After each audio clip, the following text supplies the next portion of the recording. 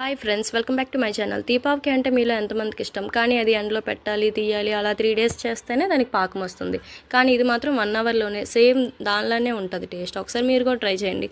2 mangoes తీసుకొని నీట్గా కడిగేసి తొక్క తీసేసి చిన్న చిన్న పీసెస్ కింద కట్ చేసేసుకొని ఇప్పుడు ప్యాన్లో ఆయిల్ వేసి అందులో ఆ పీసెస్ అన్నీ వేసేసి నీట్గా మిక్స్ చేసుకోండి. చేసిన తర్వాత 3 cups ఆఫ్ బెల్లం తురుము వేసుకోండి.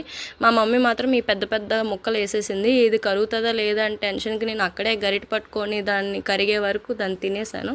మా మమ్మీ బెల్లం కరగకపోవడం ఏంటి, కరుగుతుంది అంటే నేనేమో తిట్టాను మా మమ్మీని. మొత్తానికి బెల్లం అయితే కరిగింది. ఇప్పుడు చూపిస్తున్నాను కదా, ఈ పాకం ఇలా వస్తే మాత్రం ముదరలేనట్టు. ఇప్పుడు 1 tablespoon జీలకర్ర పౌడర్ వేసుకోవాలి. 1 tablespoon సాల్ట్, అది మీ టేస్ట్కి సరిపడా వేసుకోండి. అండ్ నెక్స్ట్ 1 tablespoon కారం వేసుకొని బాగా మిక్స్ చేసిన తర్వాత పాకం ఇలా వస్తే ఇంకా అయిపోయినట్టే.